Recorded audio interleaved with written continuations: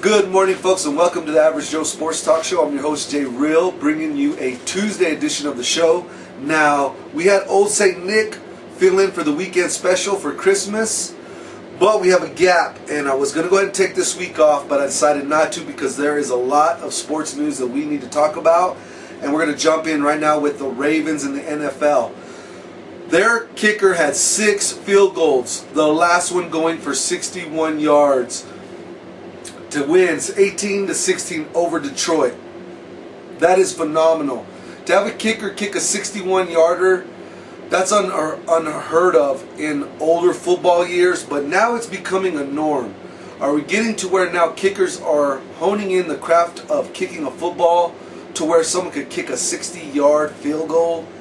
Time will tell how that'll really turn out for teams and their kickers, but my gosh, this kicker is the hero of Baltimore right now. With basically the Baltimore Ravens won the game without even scoring a touchdown. That's how pathetic that game turned out to be, but at the same time exciting because of the field goals. Now with that said, Detroit basically is out of the playoffs now. This is a team with so much talent. They have Megatron, for heaven's sakes. They got a running back in Reggie Bush, and they could not seem to win. They even have Matt Stafford. So with that said, we're going to have to see what kind of retooling and rebuilding they'll do for next year, because this team has to make the playoffs, or otherwise Matt Stafford's going to turn out to be a bust. Even though the guy's throwing for over 4,000 yards a season. That's crazy. Now moving on from that, Tony Romo and the Dallas Cowboys. They blow a 30-point lead. It was in the 30s, and they blow it. Okay. I've heard all week long talk radio and sportscasters and sports personnel ripping Tony Romo. I honestly have to defend the guy, and it's not very often I do that. This guy is not the reason why Dallas is losing football games right now. You could not tell me that you go up by 30 points and you allow a team to come back on you and that's the quarterback's fault. There's no way. The defense allowed 36 unanswered points in the second half of that game. There's no reason for that. And that is not Tony Romo's fault. So with that said, we are going to go ahead and say Tony Romo is a decent quarterback. Yes, he threw 2 interceptions towards the end of the game. But let's get real here. Dallas Cowboys are up 30 points. There's no reason that they should allow that team to get back in this game and force Tony Romo to make bad decisions when he's got the ball in his hand. So again, you're looking at a 37-36 loss. They lose by 1 point. Again, 36 unanswered points in the second half. That's just that's a shame on their defense, not a shame on Tony Romo. So you're not going to hear very often from me. I am defending Tony Romo. The guy is not the reason why they're losing games. So with that said, Dez Bryant was so upset and so hurt over the loss of this game, he walks off the field with 1.5 minutes remaining in the game. So basically he just, what is that, like job abandonment, when you just walk off? You just leave your rest of your team sitting on the field?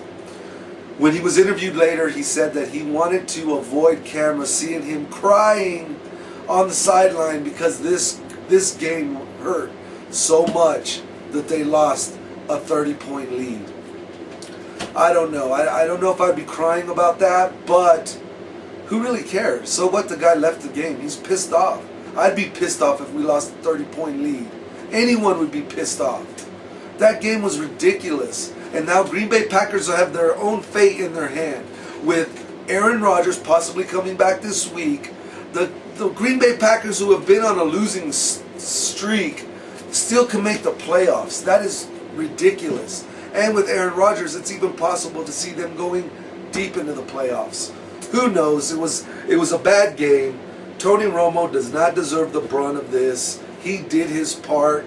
I'm sorry, folks. If you're up by 30 points, it should be up to your defense to hold that lead.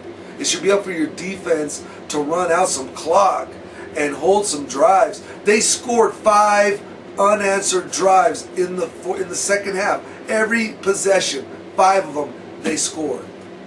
That's defense, folks. That's not Tony Romo. He wasn't even on the field when they lost this game. So, with that said, Dallas is again not playoff bound. Jerry Jones is going to be having a lot of answers. I mean, the guy's his own general manager. What kind of team has an owner that's the general manager of the team? Guess what? It's the Dallas Cowboys, and they haven't won in over 2 decades because of that. It's time Jerry Jones probably steps down and fires himself and allows someone to take over football operations, because they always end up messing up themselves. All right, we have a lot to cover, so we're going to move on. Bears sit McNown, who had a 4-game win streak and was throwing for over 400 yards a game. 4 touchdowns, 5 touchdowns a game. This guy was on fire, but as we all know, a starter should not lose his job due to injury. And Jay Cutler was injured and was pulled. That's why McNown was in. He got healthy this week, and they put him back in. We have no problem with that. They actually won. So now the Bears, due to Detroit's loss, are holding first place in their division. Is it going to be hard to say that Jay Cutler will not be back next year for the Browns? I don't personally think so. I personally think they should have left McNown in. He was the hot hand. And unless they truly believe Jay Cutler's their future, that's the only reason why they should have put him back in the games going forward. So we'll have to wait and see on that. But he was the starter, and he should have got his job back, and he did. Moving on from there, this is a crazy story out of Miami. Michael Thomas. He was on the 49ers practice team as of a week ago. Gets called up on Monday. His agent tells him, hey, I need to have an answer by 11 o'clock a.m. That would be Western time or non-Pacific time, because the Miami Dolphins are calling up for your services. By 10:45, he calls his agent, yes, I want to go. As of Tuesday last week, he is on the Miami team. Sunday, he plays against the Patriots, the hot Patriots, the Tom Brady-led Patriots, and he single-handedly costs the Patriots the game. How? 2 plays. One, on a very crucial pass that Tom Brady throws to Amendola. He slaps the ball, which he already had in his hands, out of Amendola's hand, costing them a first down. Then, on the last drive on 4th down with hardly any time left, 4th quarter, he intercepts Tom Brady's pass in the end zone to end the game. This guy doesn't even know all the players' names on his team. That's how new this guy is to the Miami Dolphins. And he's the hero in South Beach right now. This guy can go anywhere and probably get any drink for free, any food for free, and no one even knows this guy's name except through Sunday's game. Crazy story, but it's real. Then finally, we have to make a shout out. Nick Foles and Ryan Fitzpatrick are balling out of their minds. Over 400 yards last week, and Ryan Fitzpatrick threw for 4 touchdowns. Where is this guy coming from? The Bills cut him at the beginning of the season. Everyone said he was no good, and now this guy's balling like he's a Pro Bowler.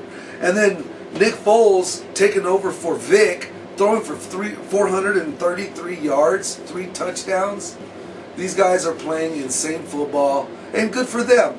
Everyone had them marked off their list that they weren't going to be anybody, and they're playing really good ball. So we're happy for them.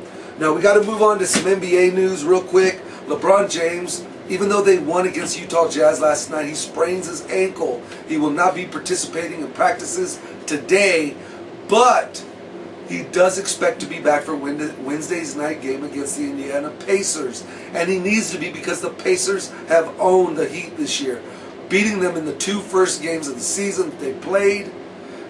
I'd hate to see the Heat go into a 3rd competition with the Indiana Pacers, who are projected and predicted to beat them this year in the playoffs, and get slapped down again 3 games. We'll have to see, but I'm sure LeBron's getting pumped up for that. Now, we do have some NBA leaders information. Right now, points per game, we have to give it up to Kevin Durant, who's scoring an average of 28.5 points a game. He is the scoring leader right now in the NBA. We have assists per game, which goes out to Chris Paul, who's almost averaging 12 assists a game. It's insane. Good, big ups to Chris Paul. And then finally, rebounds. I mean, this is amazing when you have someone like Kevin playing for a team that's not even a hot team, and he's averaging 13.6 rebounds a game. So those are your NBA leaders.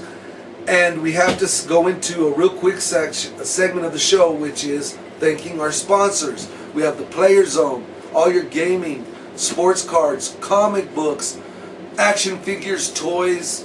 They got it. If you're interested, hit them up at 575-258-0559, or you can contact them directly through their Facebook page, which is the Player Zone Facebook. And then we got to thank Right On Time Air and Delivery Service. Those two have been with us since the beginning. And then now we have new sponsors as of Freestyle Productions, Freestyle Jewelry. Can't thank them enough. And then RV, Seeping Springs RV Park and Campground. Big ups to them for being our big sponsors and also helping us with our No Bully campaign. Why bully? Be a friend. That's here in Lincoln County, Otero County. If you want to get involved with that, or if you have a story to tell, you can write to P.O. Box 1942, Capitan, New Mexico, and that's 88316 area code. Hit us up with a story. If you don't want to have your name talked about, it's as confidential as you want it to be, but we have to help stop bullying here in our hometown. It's ridiculous. There's no need for it. So with that said, we're going to go into a quick wrap-up, and then we'll get out of your hair and let you enjoy the rest of your day and week. And we're going to talk about some UFC news because finally, our main guy, we're the biggest fan of George St. Pierre, welterweight champion of the UFC. He has given up fighting for the moment. He will be giving up his welterweight championship belt and going on vacation for a while. And as we said in the shows previous, he should. We don't think he needs to fight anymore. He's been a champ for like 7 years. He's got the best records. He's got the biggest wins. And he just hasn't looked good in the last few fights, especially this last one against Henderson. He just got beat down, and he was lucky to get out of that fight with a win.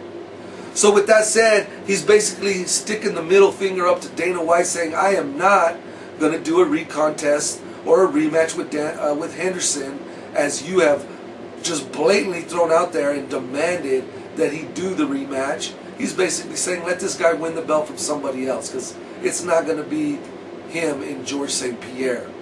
So George St. Pierre retired, or not, he didn't say retired, he says stepping away for an indefinite amount of time, and he said that he may return, and if he does, he'll be in the best condition and ready to fight. But as for now, he doesn't feel like fighting anymore. Big ups to him. Screw Dana White right in the backside, because this guy threw George St. Pierre under the bus horribly after this last fight, and we're glad George St. Pierre's sticking it to Dana White. Anyway, with that said, if you have any comments or feedback, be sure to leave them there, right there in the comment section. We have a lot of NBA to cover on Friday's show. We just couldn't fit it all in this show. We also want to talk a little bit real quick as we're wrapping up about the Magic Minute. Last Friday, we had a anything goes, all out brawl. It was a what was that one called? Plains Chase. Yes, Plains Chase, and what did you guys do? The 10 cards or the standard play? Standard play. Standard play. Plains Chase, and they had a great time. We had a group of guys here, and if I'm not mistaken, I believe Mike took first place in that tournament, winning a promo pack and a promo card for himself and his collection. Big ups to Mike, one of our local players. But as you all know, any Friday night, starting around 5 o'clock, Friday Magic is played at the Player Zone. Again, 2117 Sudrith, number 15 in the Gazebo Plaza.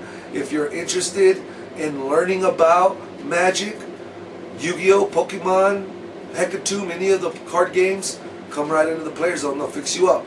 Now, with that said as well, we're going to get out of here right after this last bit I need to share with you all. January 1st and 2nd is the pre-release for Born of the Gods. So if you're interested in that, it's a $35 fee. You get your own little setup with packs and dice and all kinds of stuff. It's really cool, but the new set is dropping in 2 weeks. Check it out. Anyway, J Real's going to sign out. Peace and much love. We'll see you on Friday's show.